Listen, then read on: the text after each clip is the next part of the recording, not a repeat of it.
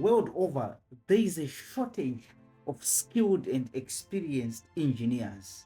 They talk of critical skills, be it in the US, Europe, Australia, even in Africa. There's a shortage of skilled and experienced engineers. Yet, world over, we have universities that are churning out thousands of engineering graduates every year. So, where is the disconnection?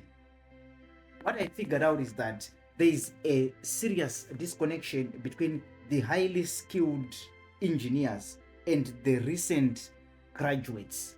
So there is need for that gap to be bridged. That's why I thought of creating this channel where I'll be sharing my experience as a project engineer.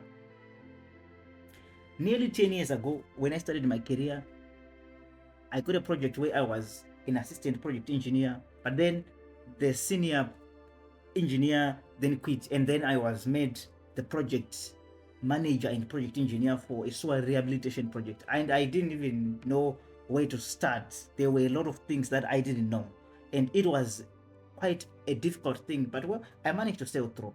Then 4 years later, I faced a situation where I was supposed to design rapid gravity filters. I didn't even know how to start or where to go about it, and there was no one to ask, so it was really difficult. So I thought maybe I can create a YouTube channel where I will post my experience so that some other young students can actually benefit from it.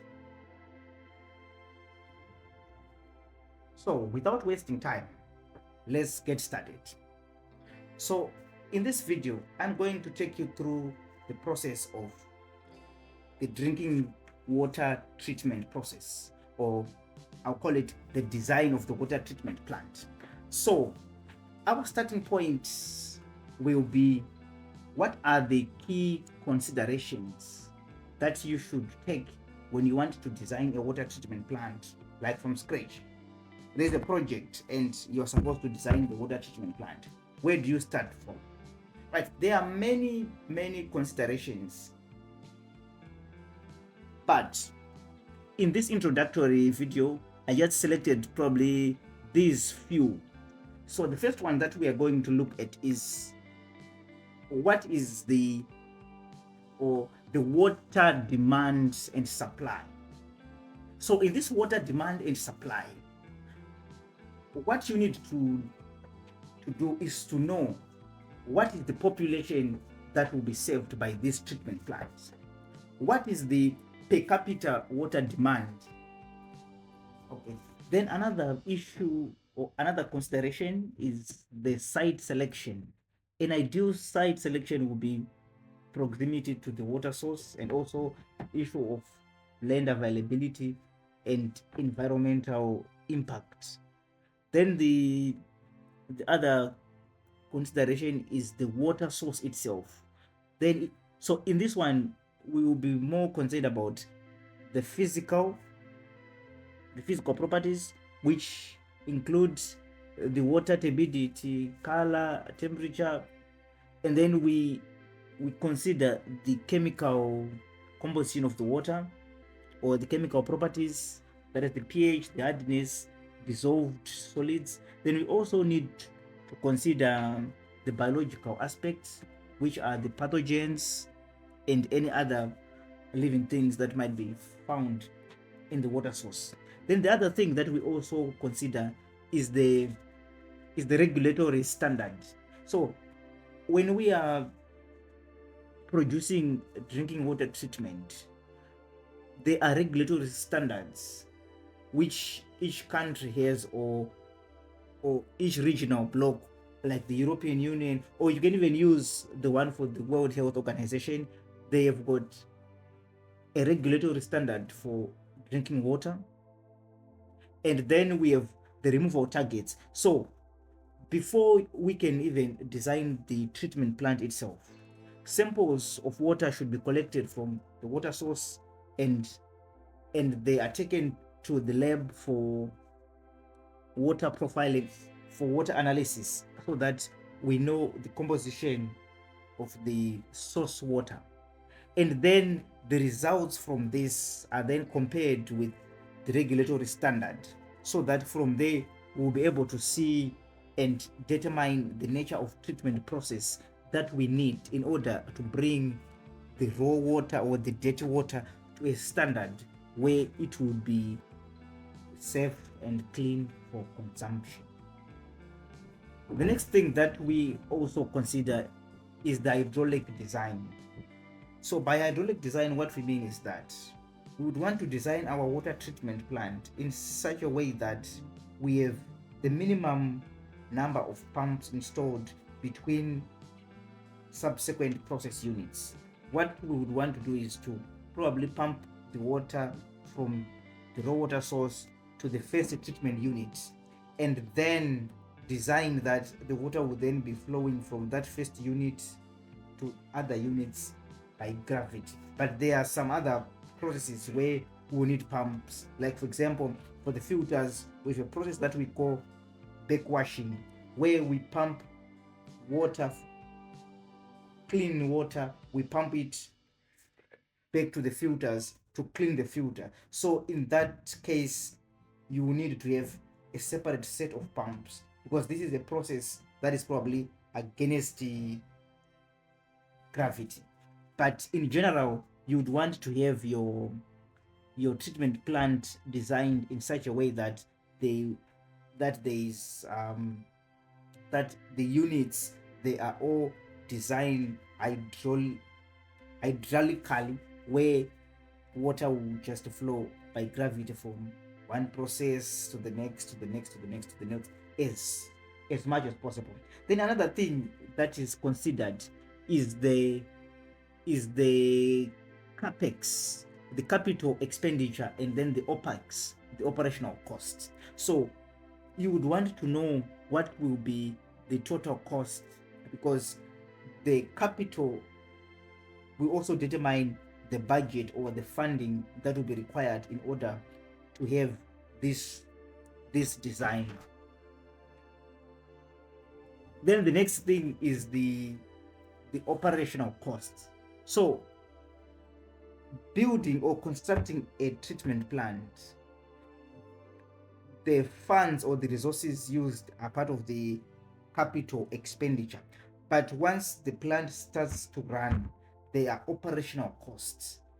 We have a lot of chemicals that are being dosed, and also we have electrical costs, because the pumps, the blowers, the mixers, and all the other stuff, they use electricity, so there will be a significant opex cost from those things. And also the maintenance of the equipment in the treatment plant itself. Okay, so let's get started. So in this video, we are focusing on the regulatory standard, the removal targets, the nature of pathogens that we can find in water, and the design demand, the flow rate. So these are things that you need to take into consideration when you're designing the water treatment plant. As you can see from that table, it's showing a table of some components and their parametric limits. So for example, there you see turbidity 5 NTU. So for water to be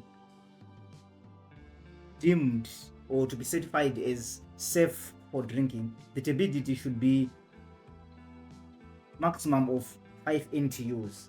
But then this will depend also from place to place. Like in the first world countries, their turbidity levels, they are usually very, very low, maybe less than 0.1.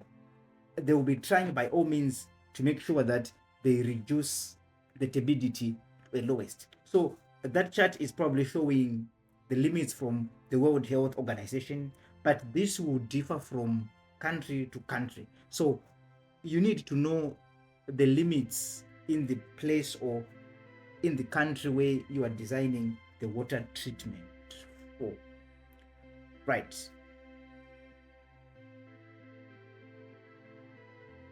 So as I have said, once a water sample has been taken and the water profile is collected, or a set of lab results is collected, then it is compared with this table so that you see what is in your raw water against what the regulatory limits say. So after doing that, then you'll be able to know which parameters do I need to reduce, and from that you have an idea of the process units that you will need to include. For example, if your water source has got a high iron and manganese, then you need to also include the removal of iron and manganese in your treatment plant design. We're going to talk more about this in the coming slides. So the first thing that we're going to look at is the treatment plant for surface water. So we basically have got two main water sources: surface water and groundwater source. So in this flow diagram, I've shown some common processes that you can find in a typical water treatment plant where surface water is being treated. And by surface water, this is water that we can be abstracting from a lake or a dam, right? So let's go through the process stage by stage, and from all that we can actually have 5 main stages, right? So the first thing that we have is we have a water source and we want to abstract the water from the river. So in that, the design consideration will involve the sizing and selection of pumps, and we do that based on the flow rate. So the flow rate, this is the amount of water that should be treated per hour or per day.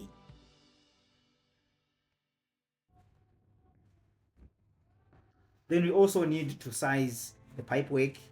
You can use the standard velocity of water in pipes in order to come up with your pipe sizes. Then on the pumps, one other thing that you also need to consider beside the flow rate is the head, and in this case we are more concerned by taking the water from the water intake up to the first stage of the process. So we need probably a pump with a smaller or a lower head, and hence these pumps, these raw water pumps, they are often called low lift pumps because they are lifting water for a smaller head or a smaller height. And then of course you need to factor in some frictional losses. They will also affect your pump sizing, right? Then once the raw water is being pumped to the first stage, so in this case the first stage of our process is flocculation. But before that process starts, we can have chemical treatment or chemical dosing that can occur before flocculation, and this will depend on the water source, and based on that water profile or the water quality report that we'll get once we do the test for the water sample. And if there is need maybe to increase the pH or to lower the pH, we can do chemical dosing, what we call pH correction. The pH of our water should normally be close as possible to 7, but for some reason the pH can be lower or greater than that. And also if we have some other processes downstream, like for example the removal of iron and manganese, for that process to work well, for it to be optimized, the pH should be between 7.5 and 8.5. So if we've got raw water with a lower pH, we can then dose either sodium hydroxide, so that we raise the pH to the range that we want. And if for some reason the pH is probably greater than what we want, then we can dose an acid like sulfuric acid, try to bring the pH a little bit down. And also we can also have a treatment of hardness. So by hardness, what we will be talking about is mostly the concentration of calcium carbonate in the water. Sometimes we may want to increase or reduce the hardness of the water. Then the main thing, just before the flocculation process starts, which is the first part of what we call coagulation, flocculation, and clarification, we will have to dose what is known as a coagulant. So to summarize this first part of the raw water intake, when you are designing, you are more concerned about knowing the flow rate of the treatment plant so that you can be able to select the best suitable pumps. And also these pumps, they also depend on the type of raw water structure you have, whether you can have a water tower which might be maybe located in the lake or the dam. In that case, you might have vertical turbine pumps, or you can have a sump that is located near the dam, but there's a pipe that will have the water flowing from the dam to the sump, and then it is pumped from the sump to the first part of the process. Then in that case, you might have a different type of pumps. So that will depend on the design and the orientation and how you want this thing to work. And then we have the pipe work. The pipe should also be sized accordingly so that they can also deliver that flow rate that is required and at an acceptable velocity. And there are some chemical dosing that can happen before we get into the first process unit, which is called CFC. So now let's get into the second step, which is the CFC. Right. So the CFC, it basically means coagulation, flocculation, and clarification. So the first part of this is to dose a coagulant, and a commonly used coagulant is aluminum sulfate, and it is commonly known as alum in the water treatment plant lingo. And some, they actually use ferric aluminum sulfate, which is 75% aluminum sulfate and 25% iron sulfate. So what is the function of this coagulant? So this aluminum sulfate, what it does is that this raw water, it will have a lot of suspended material, and most of these suspended particles, they are negatively charged and they will be repelling each other. So the purpose of the aluminum sulfate is that it will then cause these smaller particles to be neutral. So it will cause these smaller particles to be able to come together to coagulate. Bear in mind that the purpose we are having this treatment plant is to remove any particle that is in the water. So these small particles, they are smaller such that they can pass through all the processes. But in order for us to be able to remove them, the first thing is to make sure that we make them coagulate together. They form larger groups. So the first part is, once we dose aluminum sulfate, that's the first part, and that is usually done in a flocculation tank. So what happens in the flocculation tank is that usually it will have some stirrers or mixers where they will be rotating gently So we can have either 2 or 3 flocculation tanks, and they might have different speeds of rotation, starting with the fastest speed in the first flocculation tanks, and as we go along the process, the speed of rotation for the stirrer will then reduce, because what is happening is that the smaller particles, they are coagulating together, they group together, and in the flock tank they then continue to group together and form large groupings which are called flocks. So that's why we have the name flocculation, because flocks are being formed, and these flocks, they are basically a group of these particles that will come together.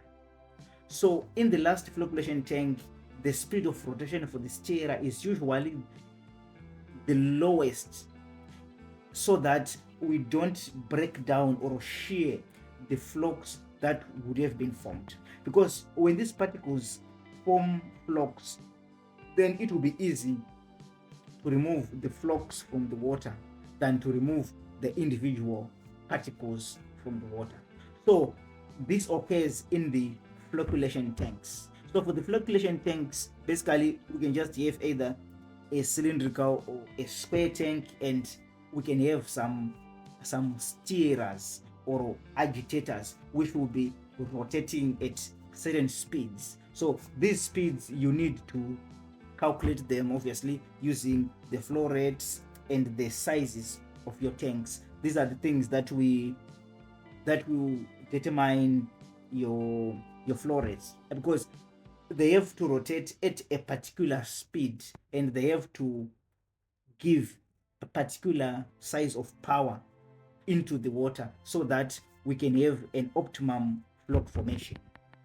Then once flocculation is completed, the water will then flow into the clarifier. So basically the clarifier will be next to the flocculation tanks, and in the clarifier, so the other name for clarifier is a sedimentation tank. So the flocks formed in the flocculation tanks, they are then sedimented, or they settle in the clarifier. So for the clarifier designs, there are a lot of designs that are there for the clarifiers. So in this case, we might probably use a type of clarifier which is basically a rectangular tank, and the water, it enters into the clarifier through the bottom, and then it then rises to the top, and then this rectangular clarifier, it will have what are known as tube settlers. So tube settlers, these are some square tubes which can be slanted at a different angle, which will allow the flocks to settle on the tubes. Because remember, the purpose of the clarifier is to make sure that the flocks coming from the flocculation tanks, they have to settle in the clarifier. So the clarifier can have tube settlers at an angle, usually 60 degrees, and then the tube settlers should have a particular height which will optimize the settling of the flocks, because what we want is for these flocks to settle down, and then the water, it then rises to the top, and it escapes the clarifier from the top. The clarifier will have what are called launders, where the water will escape the clarifier from, and that water, we call it clarified water.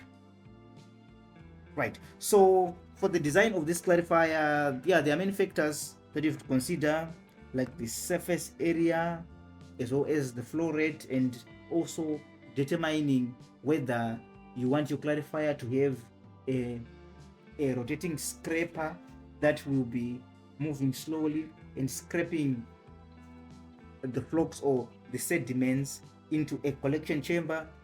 There are various ways that you can achieve this, but in summary, in short, the clarifier, it will allow the flocks to settle down. Right. Let's go to the next step. So the next step is filtration. So from the CFC, the flocks they form and they settle or they sediment in the clarifier, but still there are some suspended material that can escape all those processes. So the next stage that we have is the filtration stage. So filtration stage, I have split it into two: primary filtration, which is basically targeted at turbidity, that is the removal of some suspended particles in the water, and it can also remove even some larger pathogens that they can be filtered in the sand particles. So in this filtration, what we are simply doing is the water is passing through a filter bed which has got sand, and the suspended materials, the other large particles that are still in the water, they will be trapped within the sand grains. So for the types of the filters that are common, we have the slow sand filters. These were common in the past few decades, but they're actually being phased out. Then we have the rapid gravity filters. These are the common types, and also we can also have pressure filters. So the rapid gravity filters, as the name suggests, they rely on gravity, meaning that the process is supposed to be designed in such a way that from the clarifier the water can actually flow to the filters, and it flows by gravity, and then it is collected. But we have the pressure filters. So for the pressure filters, they don't really care about the hydraulic nature, because the water in the pipe system, it will be pressurized. So even as the water is passing through the pressure filters, there is not a significant head loss. So which means that probably the head at which the water enters the filter will probably differ a little bit from when it comes out of the filter. So that's the main difference between these two. But on the functionality, they actually work more or less the same thing. Right. So the purpose of the filters is that, as we have said, that any suspended material which is large enough, it will be trapped in between the sand particles. So as the filter is working for some time, it will be trapping that dirt until a point when the filter is clogged, or when there won't be enough water passing through the filter, because it would have collected a lot of dirt, and in that case the filter will need to be cleaned. So there's a process called backwash, where water is pumped from a clear water tank. Treated water is then pumped, and it comes into the filter, underneath the filter, and it is pumped in the opposite direction of the normal filtration.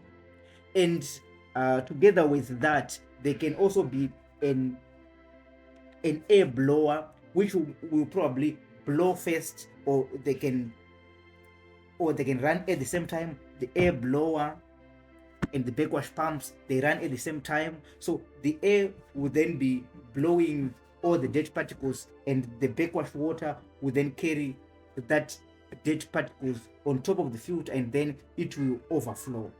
And that's how the filter is cleaned. So the design considerations for the filter, we're basically worried with the space that we have in order to put our filters. Then from there we can calculate the possible surface area of the filter. One parameter we are concerned with is what is known as the filter loading rate. That's one parameter we are concerned with, and also the flow rate is also one parameter that we use in order to design our filters. And also, as we are designing our treatment plant, we need also to be at that point where we have determined whether this plant will be automated or it will be operated by a person 100%. This will make it easy for us to determine whether we put automated or actuated valves or we put manual valves. Because as I've said, when a filter is working normally, water will flow from the top and then it is filtered and collected in the chamber and then it flows to the next process. But then when it is backwash process, the water will have to flow in the opposite direction. So there are some valves that are supposed to close or open depending on whether we're having normal filtration or we're having backwash. So knowing whether it is to be automated or it is to be manual is something that needs to also be determined as you start the process to design your water treatment plant. So at this stage, one parameter that you also need to do is, so for most of these processes, we make use of analyzers. Like for example, for filters, we can have turbidity analyzers, which can be installed at the filter inlet and at the filter outlet. So these analyzers, they will help us to see that, okay, fine, the incoming water, it is this turbidity, and the outlet water has got this turbidity. Then we can use these analyzers to trigger the filters into backwash sequence, whether it's automated or it's manual. So if it's manual, we can have a person measuring the turbidity of the filtered water. And if the turbidity starts to be high, it means that the filter is now clogged and even dirt is now being forced through the sand particles. And as a result, a backwash sequence needs to be done. So this is all in the primary filtration, where we are concerned with turbidity removal. Then we can have secondary filtration, where we can have a similar filter system, but instead of having sand in that filter, we can have granular activated carbon, or GAC. So this filter, what it does is that it absorbs organic carbon. So if the water is a high total organic carbon or pesticides or any organic substances, these are usually dissolved in the water. So the normal filter, it doesn't remove this.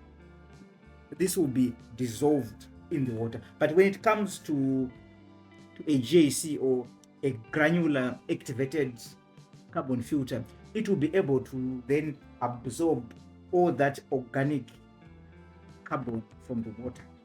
The reason why we don't want the water to have a high TOC is that when we disinfect the water with chlorine, if there is a high carbon content in the water, there is a higher chance of disinfection byproducts, which are called trihalomethanes. And what will be formed is carcinogenic substances. Usually chloroform is an example of these trihalomethanes. So we don't want our water to have a high total organic content, because there will be a high chance of producing water that contains carcinogenic compounds. So we make sure that our water should have TOC or dissolved solids or organic compounds. They should be within the required limits.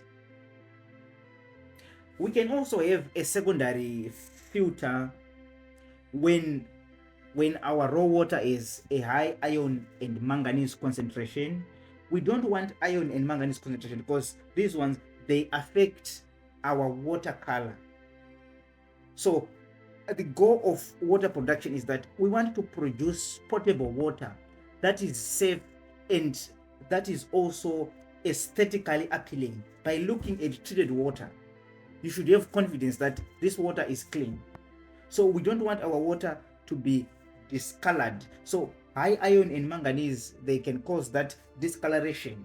So if there is high iron and manganese concentration in the water, we can have a secondary filter. And in this secondary filter, we will also need to have an additional chemical dosing where we dose sodium hypochlorite or chlorine gas. So what will happen is that this chlorine, it will oxidize the iron and the manganese, and then the products from that reaction are large enough, they are insoluble, so they will be filtered. And usually the filter for this iron and manganese removal, it can usually consist of some sand, and also manganese dioxide can also be part of the filters, as it acts as a catalyst for the oxidation reaction and ensure the highest removal of iron and manganese in the water. Right. So one of the processes that I might have not shown in the process flow diagram is that we also have a residual treatment. Remember, I said we do backwash when our filters are no longer performing well. So when we do backwash, there is dirty water that is produced.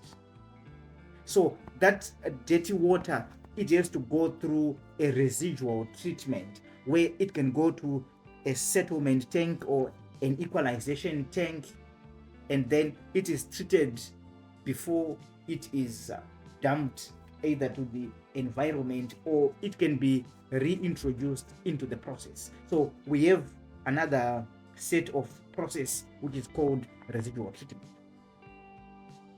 Right.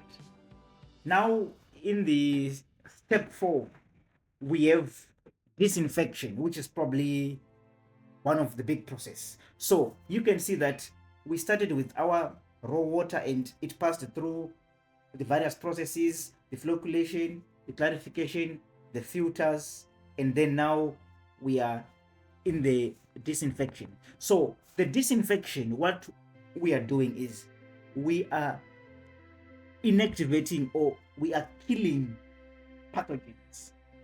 That's the simplest way I can put it. So what types of way can we use to make sure that the drinking water that we are producing, it doesn't have organisms that can cause illness to our consumers? So we come to what we call disinfection, and this disinfection can be split into 2, primary and secondary. So we are starting with primary disinfection. So the cheapest and most common way to disinfect drinking water is by using chlorine or by chlorination. And chlorination, this can be used, we can either use chlorine gas or we can use chlorine in form of sodium hypochlorite. So we can use chemical dosing pumps. These dosing pumps, they will be dosing the chlorine at the rate that we can set on the pumps. So for these processes, they work differently depending on the level of automation in the treatment plant. Like for most third world countries, where everything is probably human controlled, most of the processes, they are not automated, such that it would depend on a person to make sure that all these processes are done well, even the dose rates, checking the turbidity. But for the first world countries, they have got instruments in place, like there are flow meters in place, analyzers, sensors, actuated valves. So most of these processes, they're actually being managed by a PLC.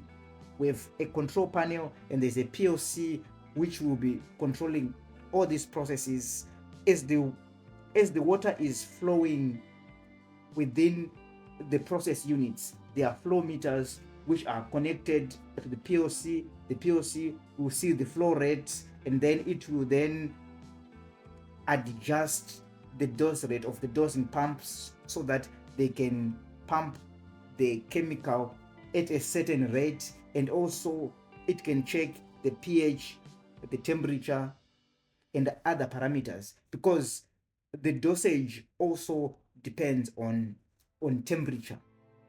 So these things you are supposed to be aware of. Where are you designing this treatment plant? Because if you are to do all these, maybe you are designing a plant for a third world countries, they don't really have money for these fancy things. Although they are necessary, they are probably worried by just having a treatment plant that can produce drinking water with the help of a person. But if you are designing for the first world nations, obviously you would design something that should be working almost 100% on its own with minimum human interference. So these are some of the things that you also need to be aware of. Right. So besides chlorination, we can also have ultraviolet treatment. So the water can pass through UV reactors, and the ultraviolet light, it inactivates any pathogens in the water. The UV light, it alters the DNA structure of the pathogens in the water so that they can't reproduce anymore, and also making sure they will not cause any sickness. And you can also use ozone for your primary disinfection. Ozone is a very high oxidizing agent.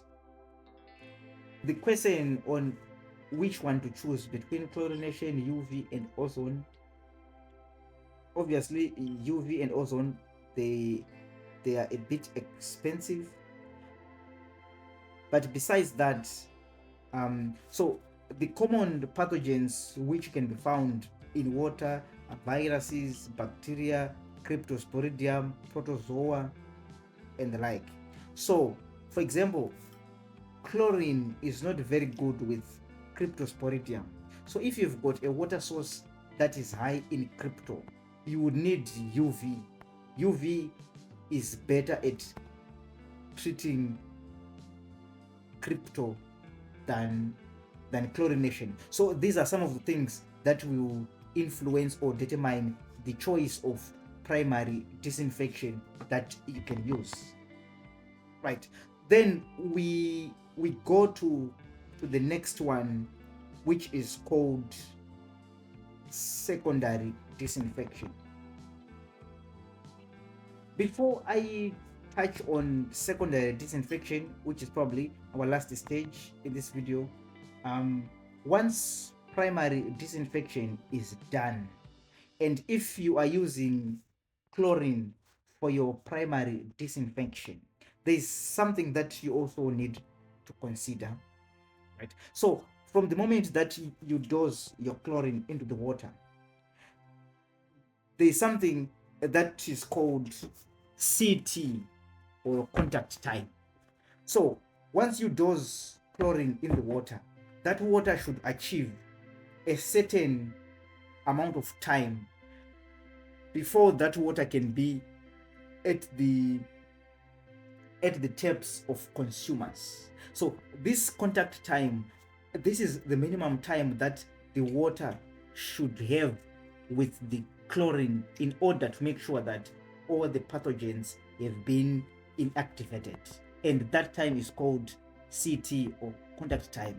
There are some calculations that you can do in order to determine that your water, it has achieved CT, right? Like what I've said before, there are some instruments that can be used. For example, there are chlorine analyzers that are used. So you dose your water, then after that there can be a chlorine analyzer that would then analyze how much chlorine is in the water. And if that system is automated, that information is sent to a PLC. Then the PLC will see this chlorine concentration, and if there is need to adjust the dose rate, the PLC will then send a command to the dosing pumps to either increase or decrease the dosing rate. So a proper treatment plant, it should have what is called validation of the disinfection process, because the disinfection process, this is the most important process which makes sure that our water, it doesn't have any pathogens that can cause disease and sickness to the consumers. So it would be good to have a way of validating that this water is truly disinfected and it can be certified as safe for consumption. So we can do this by having our chlorine analyzers, where we have the analyzer to check how much chlorine is in the water, and also we also need to have that CT, that contact time. Right now we go to the disinfection, to the secondary disinfection. So whether the primary disinfection is chlorine, it's UV, or it's ozone. Now when we talk of secondary disinfection, we are simply saying this water that is being disinfected at the treatment plant, it is now clean and ready for consumption, but it is not consumed at the treatment plant. It is pumped and distributed by pipe work, and it goes to the consumers through a pipe network.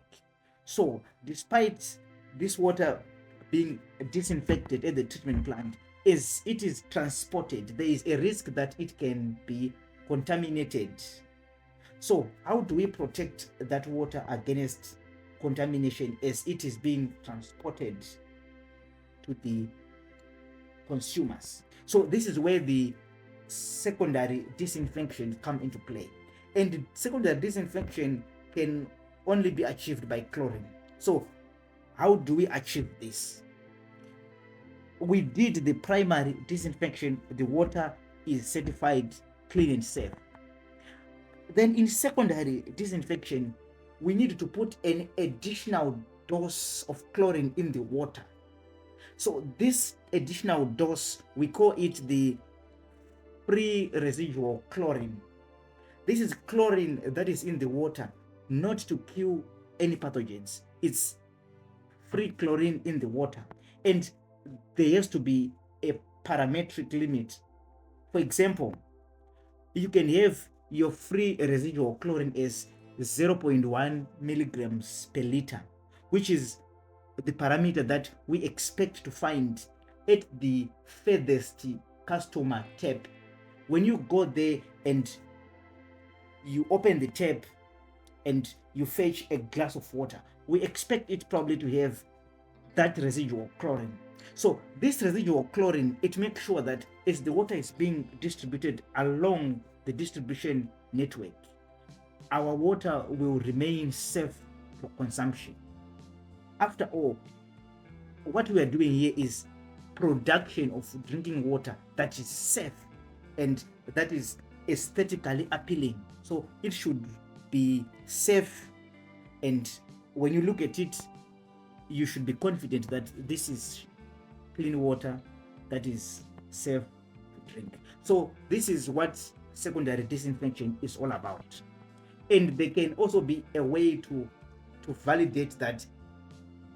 So by using these chlorine analyzers, as the water is exiting the treatment plant, we can be sure that the water carries a residual treatment. And we can be confident that as the water is being distributed into the network, it has got that residual treatment, which will help it to fight or to deactivate any pathogens within the pipe network. in this last segment, I will just run through the treatment of underground water. So we've been looking at treatment of surface water. This flow chart, it is showing underground water. So this underground water is abstracted by boreholes, and we can also do pH correction and hardness treatment. Then for this one, we don't have CFC. The first stage we can have is aeration. If the boreholes are deep enough, then the water that we might be getting might have very low oxygen concentration, and it might have high carbon dioxide, hydrogen sulfide, or even methane concentration. So we would want to aerate that water so that the gases that we don't need, they'll escape. And as we are doing that, oxygen can also be added into the water. And so for underground water, if we are doing filtration, it is not for turbidity. If we are doing filtration, it is usually for iron and manganese removal. So we can have rapid gravity filters and pressure filters. They work exactly the same way that we've already discussed about. And we can also have a granular activated carbon filter, because the water might have high organic content. Then the rest is basically the same as what we've already discussed. So those are the only differences that we can have between the surface water and the groundwater treatment. So we've come to the end of this video, which was focusing on the water treatment plant design, and this is just the introduction video to water treatment plant. There will be more video that will be coming, and these ones, they will be short and they will be specific to how can you design each step, and we will be using some real world projects that I've done. I will be using those calculations, and it will be detailed. We will do all the calculations involved, and we will also do the drawings as well. Because for example, for the raw water, you can have the raw water sump, the raw water pump station. So we will also be doing the drawings, the sketches, and it will be a little bit detailed, so that as you follow this video series, you should be able to reach a point where you can design a treatment plant from start to finish. There are a lot of things which I have not touched in this video because it is impossible to cover everything, but we also have some other things like the electrical aspect, the control panels. There's a lot of things that we can talk about in this design of water treatment plant. So this video was just an introduction. If you've got any questions or anything else that you might want us to cover, drop in the comments, and also subscribe and like the video. This will encourage us to keep on creating content like this. The goal is that the experience we have, we want to pass it also to other young engineers and even to other people in the industry. We can talk, discuss, share ideas and other modern ways of designing water treatment plants. See you next time.